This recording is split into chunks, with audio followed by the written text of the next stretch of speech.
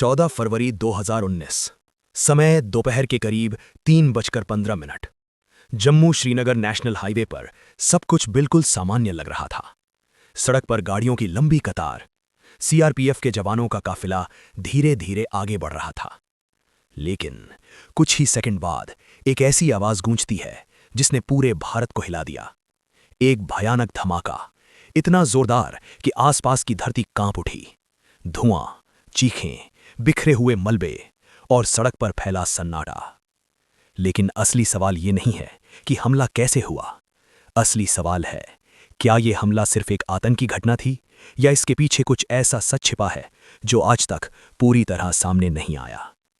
14 फरवरी 2019 को सीआरपीएफ का एक बड़ा काफिला लगभग 78 गाड़ियों का जम्मू से श्रीनगर की ओर जा रहा था।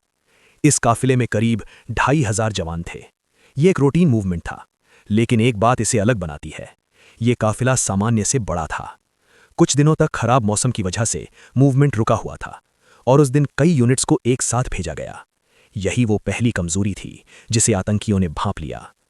काफिले के पास से एक सफेद रंग की कार गुजरती है। पहली नजर में कुछ भी असामान्य नहीं, लेकिन अचानक वही कार तेजी से काफिले की एक बस की तरफ मुड़ती है और अगले ही पल एक जबरदस्त धमाका। ये कोई साधारण ब्लास्ट नहीं था, इसमें करीब 300 किलो विस्फोटक इस्तेमाल हुआ था। बस पूरी तरह तबाह और उसमें बैठे 40 जवान कुछ ही सेकंड में शहीद हो गए। इस हमले की जिम्मेदारी ली थी आतंकी संगठन जैश-ए-मोहम्मद ने। हमलावर था आदिल अहमद डार, एक 22 साल का स्थानीय युवक जो कश्मीर के पुलवामा का ही रहने वाला था। लेकिन सवाल उठता है, एक आम लड़का आत्मघाती हमलावर कैसे बन गया? आदिल अहमद डार एक सामान्य परिवार से था, लेकिन 2016 के बाद जब घाटी में तनाव बढ़ा तो कई युवाओं की तरह वो भी कट्टरता की ओर झुक गया। सोशल मीडिया, कट्टरपंथी प्रचार और स्थानीय असंतोष, इन सब ने मिलकर उसे धीरे धीरे बदल दिया। और फिर वो जैश-ए-मोहम्मद के संपर्क में आया। ये हमला अचानक नहीं हुआ था, इसके पीछे महीनों की प्लानिंग थी। जांच में सामने आया, विस्फोटक धीरे धीरे इकट्ठा किया गया, कार को खास तरीके से मॉडिफाई किया गया।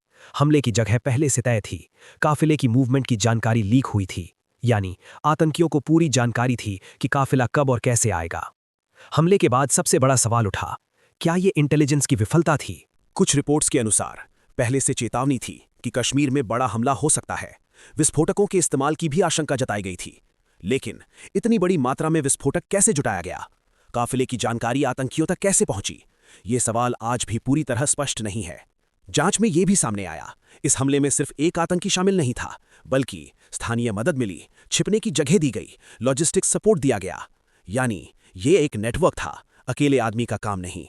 सबसे चौंकाने वाली बात, इतना बड़ा विस्फोटक भारत के अंदर कैसे आया? जांच एजेंसियों ने पाया, कुछ सामग्री पाकिस्तान से आई, कुछ लोकल स्तर पर जुटाई गई और इन्हें जोड़कर बनाया गया आईईडी। ये एक हाइब्रिड मॉडल था जो इसे और खतरनाक बनाता है। आतंकियों ने सिर्फ हथियारों का इस्तेमाल नहीं किया, उन्होंने सोशल मीडिया का भी इस्तेमाल किया। भर्ती के लिए, ब्रेन वॉश करने के लिए, प्रचार के लिए। हमले के बाद भी वीडियो जारी किया गया जिससे डर और दहशत फैल सके। हमले के बाद पूरा देश गुस्से में था और फिर आया बालाकोट एयर स्ट्राइक। भारत ने पाकिस्तान के अंदर जाकर आतंकी ठिकानों पर हमला किया। ये एक बड़ा कदम था जो दिखाता है कि भारत अब सिर्फ सहन नहीं करेगा। पुलवामा हमला सिर्फ एक आतंकी घटना नहीं था, ये कई सच्चाइयों को उजागर करता है। सुरक्षा में छोटी सी चूक भी बड़ी त्रासदी बन सकती है। स्थानीय कट्टरता एक बड़ा खतरा है। सोशल मीडिया का गलत इस्तेमाल खतरनाक है। और सबसे महत्वपूर्ण, आतंकवाद एक नेटवर्क है जिसे जड़ से खत्म करना जरूरी है। उस दिन सड़क पर सिर्फ मलबा नहीं बिखरा था, 40 परिवारों की खुशियां भी बिखर गई थीं। मां ने बेटा खोया, पत्नी ने पति, बच्चों ने अपने पिता। लेकिन उनके बलिदान ने पूरे देश को एकजुट कर दिया। आज भी जब हम उस दिन को याद करते हैं तो सिर्फ दर्द नहीं होता, एक संकल्प भी होता है कि ऐसी घटनाएं फिर कभी ना हों। पुलवामा सिर्फ एक हमला नहीं था, ये एक चेतावनी थी जिसे समझना और उससे सीखना हम सबकी जिम्मेदारी है।